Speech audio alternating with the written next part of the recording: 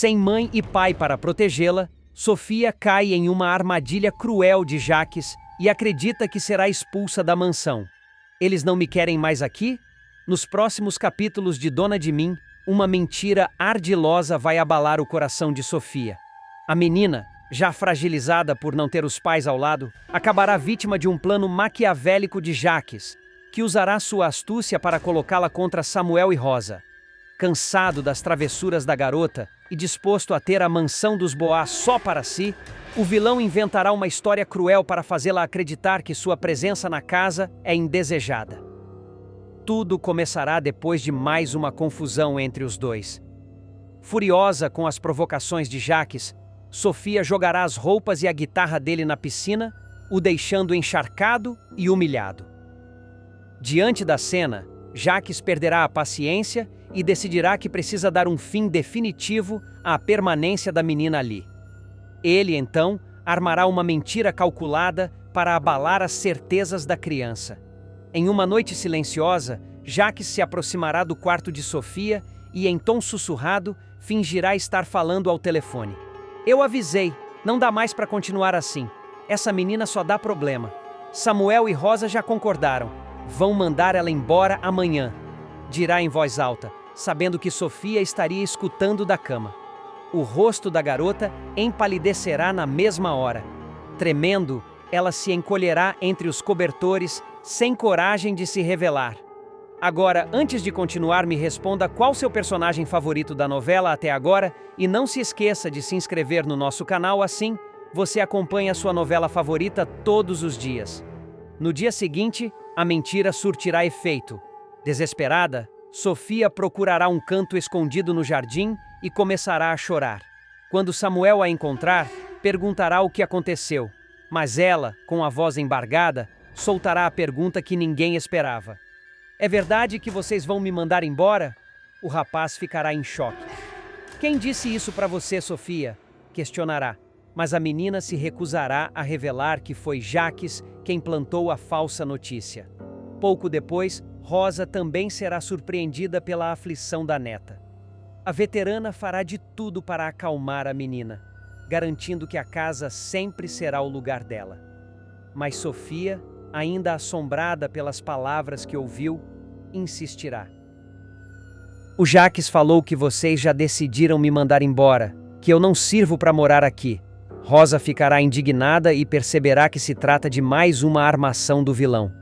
Esse homem não tem limites, resmungará furiosa. Mesmo diante das negativas de Samuel e Rosa, Sofia não conseguirá se tranquilizar. Durante dias, evitará circular pela mansão e passará a dormir com uma mala arrumada debaixo da cama, como se pudesse ser expulsa a qualquer momento. A angústia da menina mexerá com todos da casa, e Samuel decidirá confrontar Jacques de forma definitiva. Em uma cena eletrizante, Samuel entrará no escritório e fechará a porta com força. Você foi longe demais, Jacques. Inventar para uma criança que ela vai ser expulsa? Isso é desumano! Gritará. O vilão, com seu tom frio, responderá. Eu só disse a verdade que você e sua avó não têm coragem de assumir. Essa menina é um estorvo, e cedo ou tarde vocês vão perceber que o lugar dela não é aqui. Samuel, tomado pela raiva, ameaçará tirar Jacques de casa, mas o vilão usará sua influência na fábrica para se defender. Se eu sair daqui, levo metade dos negócios comigo. Pense bem antes de me enfrentar, garoto. A veterana, já sentindo os primeiros sinais do Alzheimer, toma uma decisão corajosa e definitiva. Redigir um testamento vital para deixar claro como deseja que sejam conduzidos seus últimos anos de vida e, principalmente, para escolher quem terá o papel de curador, a pessoa responsável por cuidar dela e administrar seus bens. Rosa não hesita ao revelar sua escolha ao neto. Você vai ser o meu curador. A minha vida vai estar em suas mãos, dirá, com a emoção transbordando. O momento nasce em meio a uma discussão sobre Jacques. Samuel entra no quarto da avó para desabafar sobre as atitudes do tio, que insiste em afastar Sofia da mansão. Indignado, ele relata. Vó, o Jacques disse agora que quer a Sofia longe daqui. A notícia cai como uma bomba para Rosa, que, mesmo confusa, reage com firmeza. Que horror! Ele não pode! É a minha netinha! Essa é a minha casa! Dispara. evidenciando que, apesar da fragilidade, ainda mantém intacto o instinto de proteger a família. Preocupado com a situação, Samuel afirma que pretende ficar alguns dias na mansão para garantir que Jacques não cometa nenhuma injustiça contra Sofia. Rosa, porém, logo traz o neto para a realidade. Você não vai poder ficar longe da fábrica por muito tempo, meu filho. E eu nunca tenho certeza se vou estar confusa, desorientada. Lembrei de uma coisa importante. Nesse instante, ela abre a gaveta da mesa de cabeceira e retira um maço de papéis cuidadosamente organizados. Estou preparando, com a ajuda da advogada, o meu testamento vital. Nele, estou explicando direitinho como quero viver meus dias no futuro, quando a memória me faltar de vez. Preciso resolver tudo agora, enquanto a cabeça ainda funciona, confessa. As palavras de Rosa carregam um misto de coragem e tristeza, revelando a consciência que tem da doença que avança silenciosamente. Samuel, atônito, observa os documentos nas mãos da avó. A cada palavra, percebe o peso da responsabilidade que ela está prestes a lhe entregar. Rosa continua com firmeza. E eu já decidi, Samuel. Você vai ser o meu curador. Será você quem vai cuidar de mim, da casa, da família e da fábrica. Tudo vai estar em suas mãos. O neto não consegue conter a emoção. O orgulho por ser considerado digno de tanta confiança se mistura ao medo de não estar preparado para tamanha responsabilidade. Seus olhos marejam e ele a envolve em um abraço apertado. Vó, eu não sei se vou dar conta. Sussurra, inseguro. Rosa, porém, aperta a mão dele e garante. Vai sim. Eu conheço você. Sei do seu caráter, da sua bondade. Confio em você mais do que em qualquer outra pessoa. É você quem vai garantir que a nossa história continue. A declaração marca profundamente Samuel, que passa a refletir sobre tudo o que está em jogo. Ele se dá conta de que, mais do que administrar bens, será responsável por assegurar dignidade à avó nos momentos mais delicados. Com voz embargada, mas tentando se manter firme, ele diz: pensando bem, vai ser bom a Sofia passar uns dias fora de casa, talvez com a Ayla. Pelo menos até as coisas se acalmarem e eu conseguir resolver tudo isso. Rosa concorda, aliviada por ver o neto já tomando decisões com maturidade. Nesse instante, o clima no quarto se transforma. Não há mais apenas a dor da doença, mas também a esperança de que o legado da família Boaz estará em boas mãos. O abraço que os dois trocam sela um pacto silencioso de amor, confiança e coragem diante da adversidade. Nos dias seguintes, a atitude de Rosa vai repercutir entre os familiares. Alguns verão sua escolha como um gesto de lucidez e sabedoria, outros como sinal de fraqueza diante do Alzheimer. Mas para Samuel não restará dúvida. Aquele foi o maior voto de confiança que poderia receber. A cada decisão, ele terá em mente a promessa feita à avó, de ser o guardião não apenas de seus bens, mas de sua dignidade e da união da família. Assim, a trama mostrará que o testamento vital de Rosa não é apenas um documento jurídico, mas uma declaração de amor e fé no futuro. Ao colocar sua vida nas mãos de Samuel, a matriarca ensina que, mesmo diante da fragilidade e da incerteza, é possível escolher a confiança como herança mais valiosa. A decisão de Rosa não apenas movimentará a dinâmica da família Boaz, mas também colocará Samuel no centro de uma disputa velada. Jacques, ao saber da escolha da mãe, não esconderá sua irritação, alegando que o sobrinho é jovem demais para assumir tamanha responsabilidade. Isso é um absurdo. Eu, como filho, deveria estar à frente de tudo, dirá, em tom de indignação. Mas Rosa, mesmo diante da pressão, reafirmará sua posição com firmeza. Eu confio no Samuel. Ele tem o coração no lugar certo, e é isso que importa. Enquanto a tensão cresce, Samuel passa a sentir o peso das expectativas. Ele percebe que a missão vai além de enfrentar Jacques ou cuidar da fábrica. Trata-se de preservar a essência da avó, de manter viva a dignidade de uma mulher que sempre guiou a família com sabedoria. Nos raros momentos de tranquilidade, ele recorda as histórias que Rosa lhe contava na infância, quando ensinava que a verdadeira força não estava no poder, mas na capacidade de proteger os que se ama. Assim, entre lágrimas contidas e gestos de coragem, Samuel assume o papel de guardião do futuro da família. O testamento vital, mais do que um ato legal, se transforma em símbolo de um legado afetivo que transcenderá gerações. Na mansão dos Boaz, o clima de harmonia vai desmoronar depois que um segredo obscuro vem à tona. Tudo começa com uma descoberta inesperada de Léo. a babá dedicada que sempre se mostrou atenta aos mínimos detalhes da casa. Ao arrumar a bagunça deixada por Sofia, a pequena travessa da família, ela percebe que um dos enfeites da sala estava fora do lugar. Ao tentar ajeitá-lo, estranha o peso e a posição do objeto. Curiosa, examina com mais atenção e sente um arrepio ao perceber uma lente discreta escondida ali. Tratava-se de uma mini-câmera. Assustada, Léo respira fundo e decide não se precipitar. Para ter certeza do que viu, começa a olhar discretamente outros ambientes da mansão. E a cada canto, a confirmação de seus piores temores. O quarto de hóspedes, o escritório, até mesmo a cozinha. Todos os espaços estavam equipados com câmeras minúsculas, instaladas de forma estratégica e quase imperceptível. Era como se toda a rotina da família estivesse sendo observada em silêncio, sem que ninguém soubesse. Quando se dá conta da dimensão da descoberta, Léo sente o peso da responsabilidade. Afinal, se a informação viesse à tona da maneira errada, poderia destruir a confiança entre todos. Decidida, ela procura Dona Rosa, a matriarca da família, e a chama para ver com os próprios olhos. Ao encontrar a câmera escondida, Rosa fica em choque, sem acreditar que alguém pudesse ter feito aquilo dentro da própria casa. "Que vergonha, meu Deus!" exclama, levando as mãos ao rosto. "Que vergonha! O que será que ele quer com tudo isso?" A veterana fica visivelmente abalada, principalmente quando Léo revela que encontrou mais de uma câmera espalhada pelos cômodos. Rosa sente o coração apertar, já imaginando quem seria capaz de tamanha invasão de privacidade. Sem perder tempo, Léo leva a denúncia a Samuel, neto de Rosa e um dos mais próximos dela. Indignado, o rapaz decide tirar satisfação imediatamente com o tio Jaques, principal suspeito. "Isso é verdade, tio? Você encheu a casa de câmeras escondidas?" Questiona, furioso. Pegue de surpresa, Jaques tenta se justificar. Com a voz firme, mas carregada de falsidade, ele explica que instalou os equipamentos para garantir a segurança da família. "Vivemos tempos perigosos, Samuel. Qualquer pessoa poderia invadir a casa. Eu só estava cuidando de todos vocês." A explicação, porém, não convence.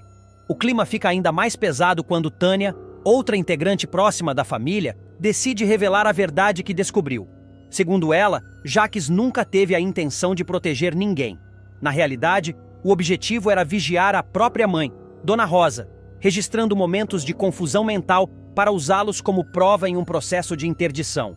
Dessa forma, ele teria o controle total da empresa da família. O impacto da revelação é devastador. Rosa, sentindo-se traída, olha para o filho com lágrimas nos olhos. "Você queria me tirar daqui, da minha própria casa?" pergunta com a voz embargada. Samuel, tomado pela raiva, exige a retirada imediata dos equipamentos. Pressionado, Jaques aceita, mas com uma condição: manter algumas câmeras nas áreas comuns da mansão, sob a justificativa de segurança. Mesmo desconfiados, Rosa e Samuel não têm forças para contestar naquele momento. Jaques trama vingança contra Léo humilhado por ter sido desmascarado pela babá. Jaques decide se vingar. Com um plano ardiloso, deixa sua carteira propositalmente sobre a mesa do escritório. Mais tarde, quando Léo encontra o objeto e, inocentemente, o leva de volta ao quarto dele, Jaques arma uma farsa. Manipulando as imagens das câmeras que ainda restavam, ele cria uma falsa narrativa de que a jovem teria tentado roubar o dinheiro. Com as provas adulteradas, Jaques consegue convencer Rosa a demitir a funcionária. Para Léo, a acusação é devastadora, pois além de perder o emprego, sente-se injustiçada por alguém tão cruel. A decisão causa revolta em Sofia, que tinha grande carinho por Léo e não aceita a injustiça cometida pelo tio. Tomada pela fúria, a menina decide se vingar da única forma que conhece, com suas famosas pegadinhas. Esconde os sapatos de Jaques, coloca cola em sua cadeira e até joga algumas de suas guitarras na piscina, deixando-o fora de si. "Você passou dos limites, Sofia!" grita o tio com os olhos faiscando de raiva. "Se continuar com essas provocações, vou colocar você para fora desta casa!" O clima dentro da mansão se torna insuportável. Rosa, fragilizada, tenta manter a paz, mas a tensão cresce a cada dia. Samuel, por sua vez, passa a vigiar o tio, convencido de que ainda há mais segredos obscuros escondidos por trás de sua fachada. No fundo, todos sabem. A descoberta das câmeras foi apenas o começo de uma guerra familiar que ameaça explodir a qualquer momento. E no centro de tudo, Léo, injustiçada, sabe que precisa lutar para provar sua inocência e revelar a verdadeira face de Jacques. Léo, mesmo afastada da mansão, não consegue descansar. A sensação de ter sido vítima de uma armadilha cruel a corrói por dentro. Ela passa noites em claro, tentando entender como Jacques pôde manipular a todos tão facilmente. A jovem sabe que, se não lutar para provar sua inocência, sua reputação ficará manchada para sempre, e sua ligação com Sofia será cortada de vez. Enquanto isso, dentro da mansão, Jacques se sente vitorioso. Caminha pelos corredores com ar de superioridade, acreditando ter eliminado uma ameaça. No entanto, sua arrogância só alimenta ainda mais a desconfiança de Samuel, que decide observar os passos do tio em silêncio, determinado a encontrar algo que possa desmascará-lo definitivamente. Sofia, por sua vez, continua inconformada. A ausência de Léo a deixa revoltada, e mesmo sendo apenas uma criança, sente que precisa agir. Em segredo, a menina começa a trocar mensagens com a babá, prometendo ajudá-la a recuperar o que perdeu. Eu sei que você não roubou nada. Vou provar que o tio é mentiroso. Escreve com toda a inocência de quem acredita no poder da justiça. O vínculo entre as duas se torna uma chama de esperança. Motivada pelas palavras da menina, Léo decide agir com mais firmeza. Ela procura Tânia, a única que teve coragem de expor parte do plano de Jacques, e pede ajuda. Juntas começam a investigar discretamente em busca de provas que possam virar o jogo. Enquanto isso, Dona Rosa vive dias de profunda angústia. Dividida entre o amor de mãe e o sentimento de traição, ela se isola em seu quarto, evitando confrontos diretos, mas em seu íntimo sabe que precisa tomar uma decisão. Ou enfrenta Jacques de frente, ou verá sua família desmoronar diante de seus olhos. O clima de tensão atinge o ápice quando Samuel encontra, por acaso, um pendrive esquecido no carro do tio. Ao abri-lo, descobre gravações que provam a manipulação feita contra Léo. Atônito, ele corre para mostrar à avó. Rosa, ao assistir às imagens adulteradas lado a lado com os arquivos originais, fica em choque. A verdade finalmente começa a vir à tona. Com as provas nas mãos, Rosa percebe que chegou a hora de enfrentar Jacques. Pela primeira vez, a matriarca se mostra decidida a colocar limites no próprio filho. E Léo, ainda do lado de fora, sente que a chance de limpar seu nome está cada vez mais próxima.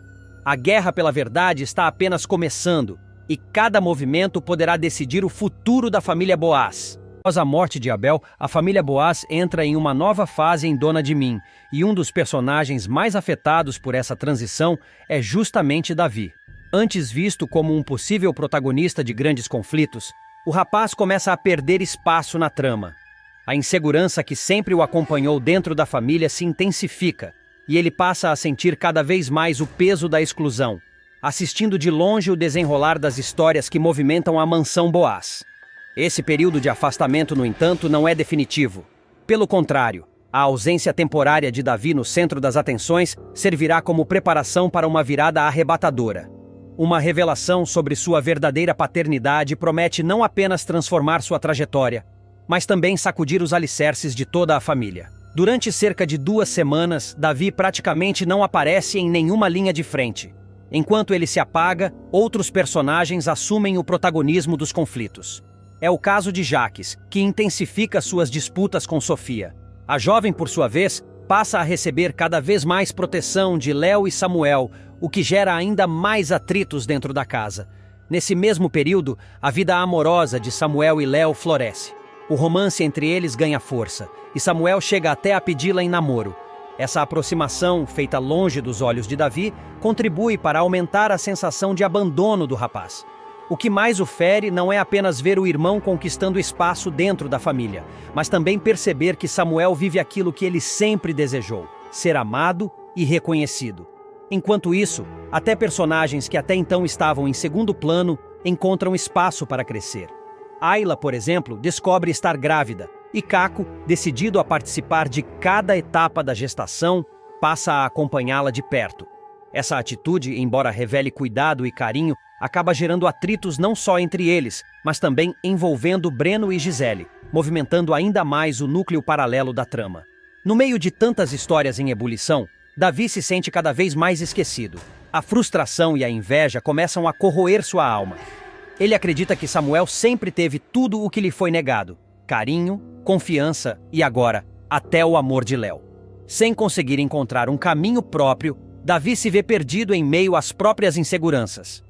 A aproximação com Jaques é nesse estado de fragilidade que Davi acaba se aproximando de Jaques. O vilão, após se mudar de vez para a mansão Boaz, enxerga no sobrinho um reflexo de sua própria vida. Ambos carregam uma sensação de rejeição e um ressentimento profundo contra a forma como a família os tratou ao longo dos anos. A relação entre os dois começa de forma discreta, com conversas carregadas de rancor e confidências trocadas em segredo. Aos poucos, Davi passa a ver em Jaques uma figura de compreensão e cumplicidade, alguém que, diferente dos outros, não o julga nem o coloca de lado.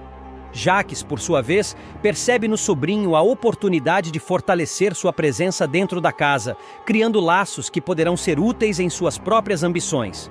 O que começa como uma relação de afinidade acaba se transformando no ponto de partida para a maior reviravolta da novela até aqui. A revelação sobre a paternidade. Certo dia, ao remexer em documentos e exames médicos antigos de Abel, Jaques faz uma descoberta que o deixa estarrecido. Entre os papéis encontra laudos que comprovam a esterilidade do empresário. O choque é imediato. Se Abel não podia gerar filhos, como explicar o nascimento de Davi e Aíla? A resposta surge como uma avalanche de lembranças. Jaques se dá conta de que ambos são frutos de seu relacionamento com Olívia, a primeira mulher de Abel. De repente, todos os sentimentos de rejeição e inadequação de Davi ganham uma explicação plausível. Sem conseguir guardar segredo por muito tempo, Jaques decide revelar tudo ao rapaz. O encontro é marcado por tensão e emoção. Davi inicialmente não acredita. A ideia de ser filho do próprio tio parece absurda demais para ser real. Mas, ao ouvir os detalhes, não consegue ignorar as evidências. O jovem se vê dividido entre o choque e um certo alívio. Pela primeira vez, entende por que sempre se sentiu deslocado e rejeitado dentro da família Boaz. A revelação não cura suas feridas, mas oferece uma justificativa que muda por completo sua percepção de si mesmo e de todos ao seu redor. O impacto da bomba. Essa descoberta promete não apenas redefinir a trajetória de Davi, mas também provocar uma verdadeira explosão na mansão Boaz. Afinal, a revelação mexe diretamente com a memória de Abel, com o lugar de Aíla e, sobretudo, com a relação entre Jaques e o restante da família. Se até então Davi era apenas um jovem inseguro à sombra dos outros, agora se torna peça-chave em um segredo capaz de alterar o rumo da história. Depois da conversa com Jaques, Davi entra em um turbilhão de sentimentos. A princípio, sente-se traído por toda a família, inclusive pela própria mãe, Olívia, que manteve o segredo enterrado durante tantos anos. O rancor contra Abel também se mistura a uma estranha sensação de libertação. Afinal, se não era realmente filho dele, talvez nunca tivesse sido rejeitado de forma consciente, mas apenas vítima de uma mentira cruel. Aíla, por outro lado, se vê em uma posição ainda mais delicada. A jovem, que acabara de lidar com a notícia da gravidez, agora precisa encarar o fato de que o pai que sempre acreditou ser seu verdadeiro protetor não tinha qualquer vínculo de sangue com ela. A revelação a aproxima ainda mais de Davi, pois ambos se reconhecem no mesmo vazio, mas também ameaça o equilíbrio frágil de sua gestação, já que o estresse se torna inevitável. Jaques, por sua vez, não perde a oportunidade de usar a verdade a seu favor. Embora tenha revelado o segredo de forma aparentemente impulsiva, sua mente já trabalha em novas estratégias. Para ele, assumir a paternidade de Davi e Aíla não é apenas um gesto de reconhecimento, mas uma arma poderosa. Afinal, ser o pai biológico de 2 membros da família Boaz poderia lhe abrir portas, fortalecendo sua posição e permitindo que recuperasse parte do poder que sempre almejou. Davi, confuso e vulnerável, passa a enxergar Jaques com outros olhos. O ressentimento contra Samuel e contra todos os que o deixaram à sombra cresce ainda mais, e o discurso manipulador do tio encontra terreno fértil. Jaques alimenta a raiva do rapaz, incentivando-o a reivindicar seu lugar dentro da mansão. O medo maior de Olívia é perder o afeto dos filhos. Davi, especialmente, passa a tratá-la com frieza, incapaz de perdoar tantos anos de omissão. Para ele, o silêncio da mãe foi tão cruel quanto o desprezo que recebeu da família. Essa ruptura promete abrir espaço para embates intensos, em que Olívia tentará a todo custo reconquistar o amor e a confiança do primogênito. Samuel, o alvo de inveja. Enquanto Davi se afunda em ressentimento, Samuel continua vivendo um período de plenitude. O romance com Léo se fortalece e o jovem finalmente começa a ser reconhecido dentro da família como alguém que merece respeito e admiração. Esse contraste acentua ainda mais a rivalidade entre os irmãos. Para Davi, cada gesto de carinho direcionado a Samuel é como uma ferida aberta. Ele não consegue aceitar que o irmão tenha alcançado tudo o que sempre quis. Essa inveja, somada à revelação da paternidade, cria o cenário perfeito para que Jaques o manipule em direção a uma vingança contra todos os Boaz. A bomba prestes a explodir.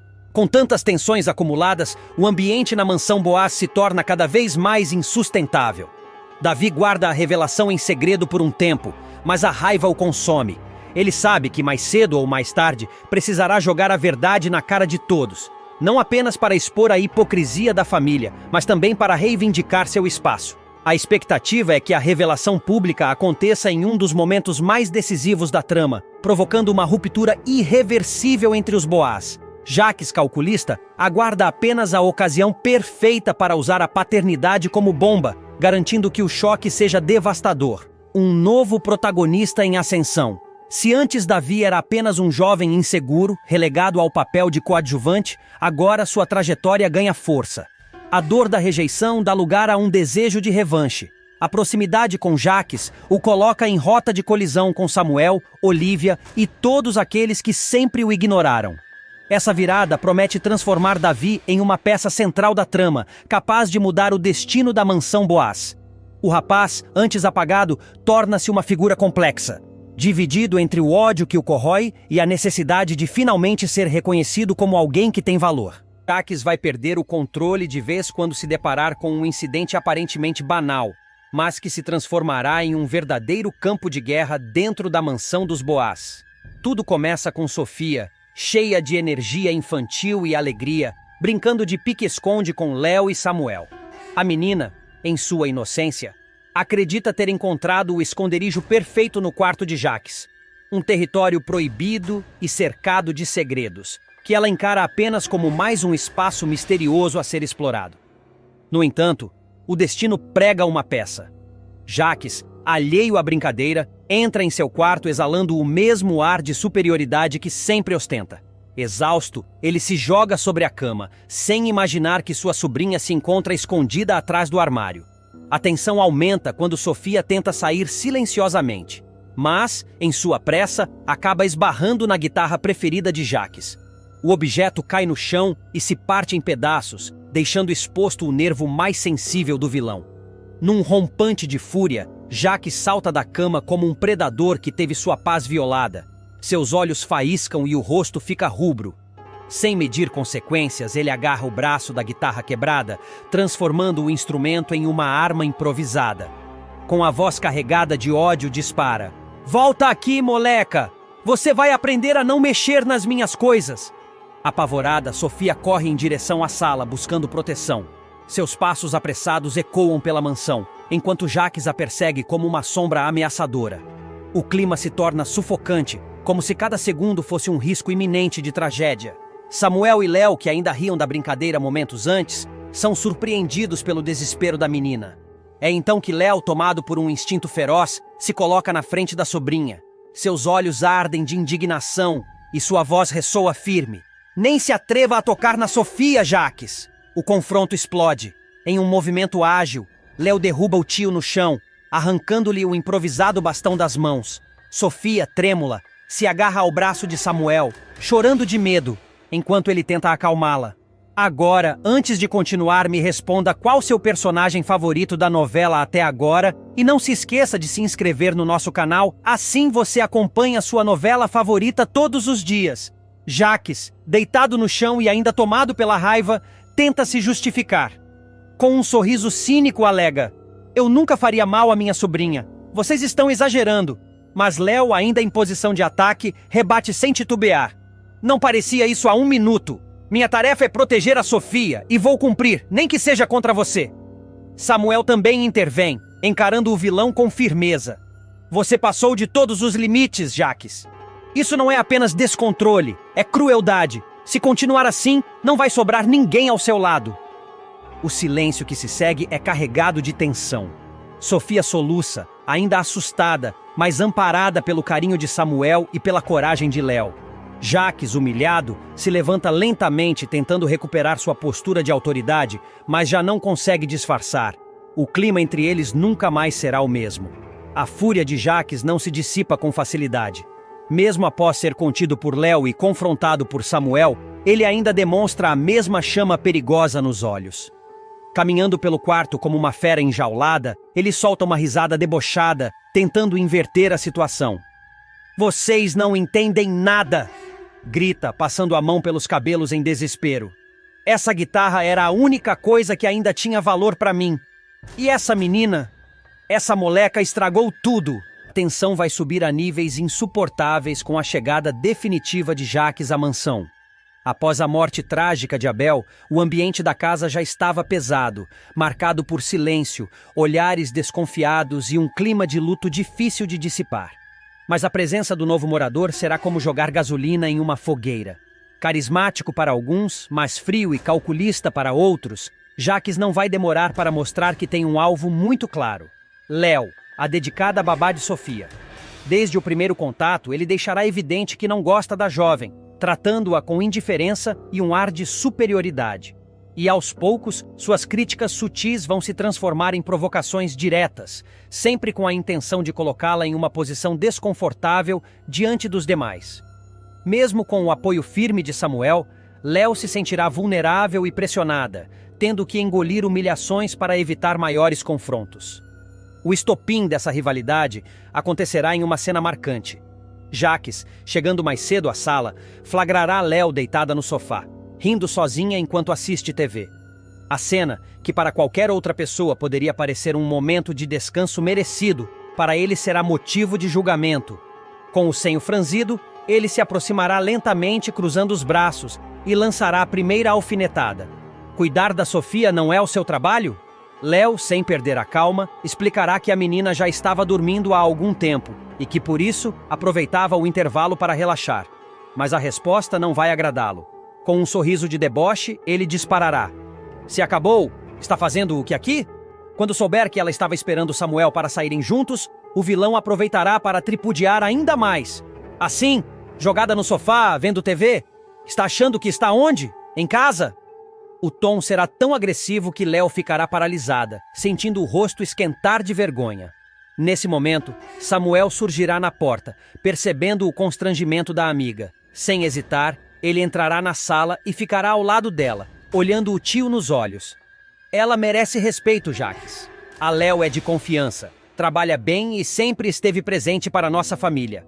Jacques, longe de se intimidar, soltará uma risada irônica e retrucará: "Desculpa, Samuel, mas eu sou da geração em que funcionário sabia qual era o seu lugar e respeitava limites."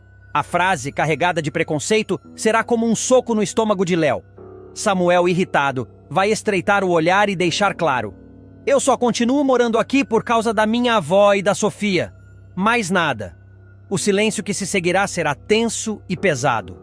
Jacques vai apenas sorrir de canto, como se tivesse vencido mais uma batalha, enquanto Léo tentará disfarçar o abalo. Minutos depois, quando estiverem a sós, ela dirá a Samuel que não precisava ter sido defendida, tentando mostrar força. No entanto, o olhar baixo e o nó na garganta deixarão claro que a humilhação a atingiu profundamente.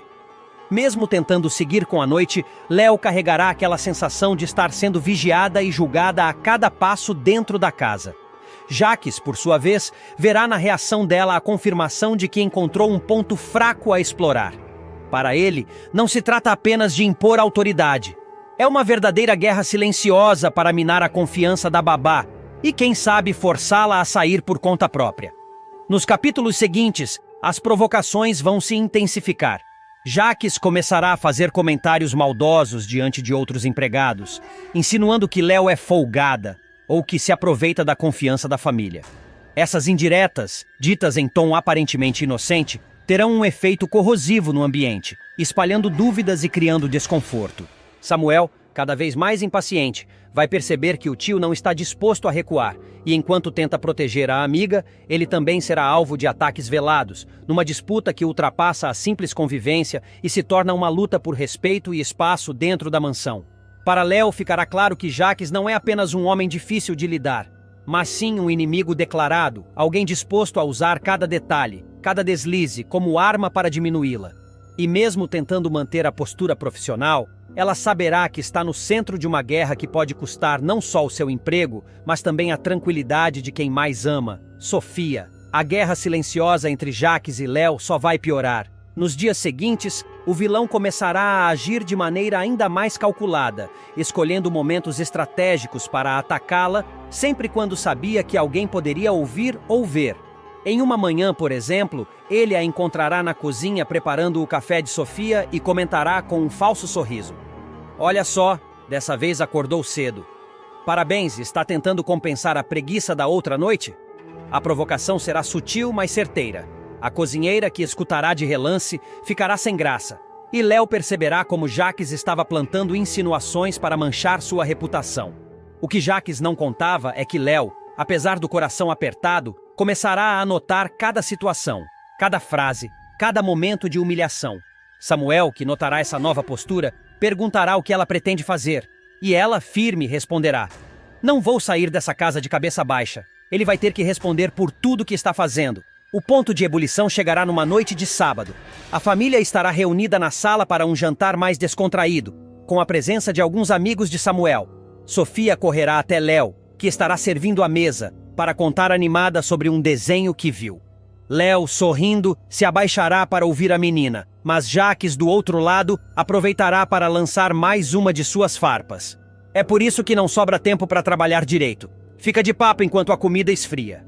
O comentário, dito alto o suficiente para todos ouvirem, criará um constrangimento imediato.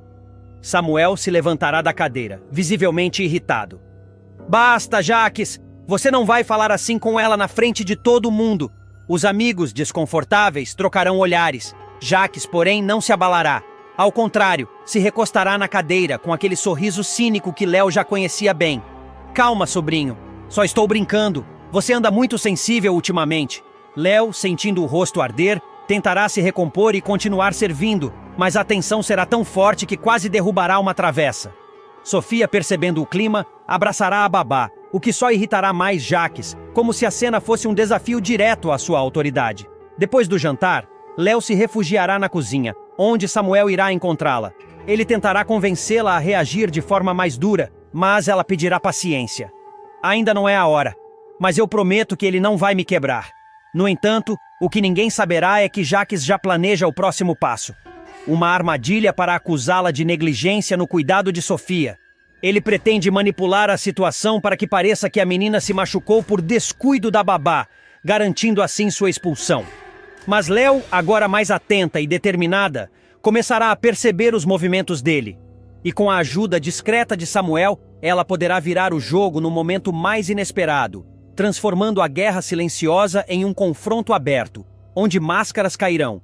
E não haverá mais espaço para fingimentos dentro da mansão. Estava radiante. Desde que Marlon havia dado sinais de que queria algo mais sério, ela vinha sonhando com o momento de oficializar a relação.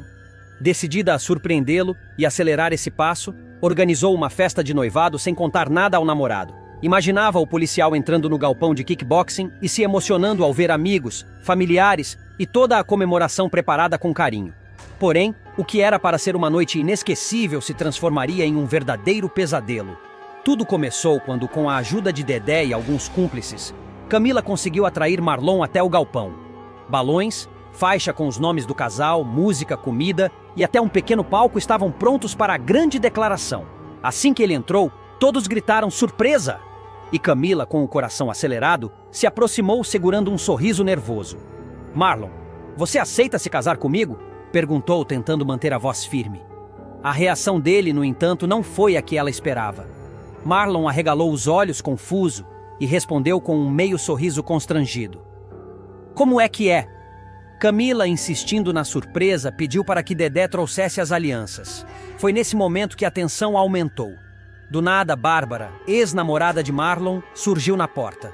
A aparição dela gelou o clima. Não ia me convidar para o casamento, lutador? Provocou com um tom carregado de ironia. Camila ficou sem reação, paralisada, como se todo o ar tivesse sido sugado do ambiente. Bárbara, percebendo a tensão, continuou o ataque. Parabéns, Leona, você conseguiu, disse, acreditando que Leona, amiga de Marlon, fosse a noiva. Léo, no entanto, rebateu de imediato. Ih, Mona, me erra.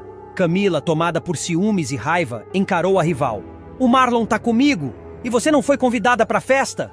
Bárbara soltou uma risada debochada, aproveitando cada segundo para provocar. A presença inesperada da ex e a reação pouco calorosa de Marlon fizeram o clima despencar de vez. Sorrisos constrangidos surgiram, conversas se dissiparam, e a festa, antes pensada para ser um marco romântico, virou um encontro tenso e silencioso. Um a um, os convidados começaram a se despedir até que o galpão ficou praticamente vazio. Mais tarde, já a sós, Marlon decidiu encarar a situação. Noivado surpresa, Cami? Onde você estava com a cabeça? Perguntou, visivelmente incomodado. Camila, ainda magoada, tentou se justificar, mas ele foi firme. Para mim, noivado é coisa séria. Você não podia me tirar dessa decisão. Então tirou a aliança da caixinha e a colocou de volta nas mãos dela. Tá me devolvendo a aliança? Questionou, surpresa e ferida. Ele respirou fundo antes de explicar. Para você guardar. Vamos marcar outro dia, com calma. Só a família, pode ser? Camila, insegura, quis saber. Quando? Você não vai me enrolar? Marlon a olhou nos olhos com um tom misto de carinho e cautela. Pequena, eu não quero errar com você, mas não vou decidir isso agora. Por favor, confia em mim?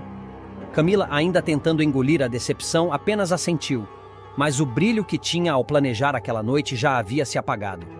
A festa que ela sonhou ser o início de uma nova fase acabou deixando cicatrizes emocionais e levantando dúvidas sobre o futuro do casal.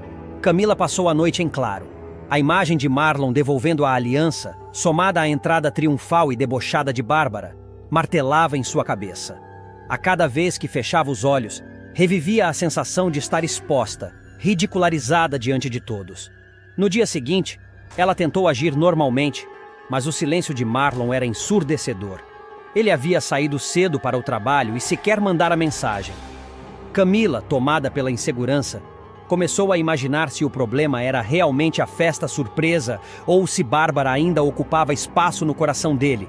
No galpão, Dedé tentou animá-la. Cami, o Marlon gosta de você, ele só ficou surpreso demais, sei lá. Não, Dedé, não foi só isso. Eu vi no olhar dele. Parecia alívio de não ter que dizer sim, respondeu ela com a voz embargada.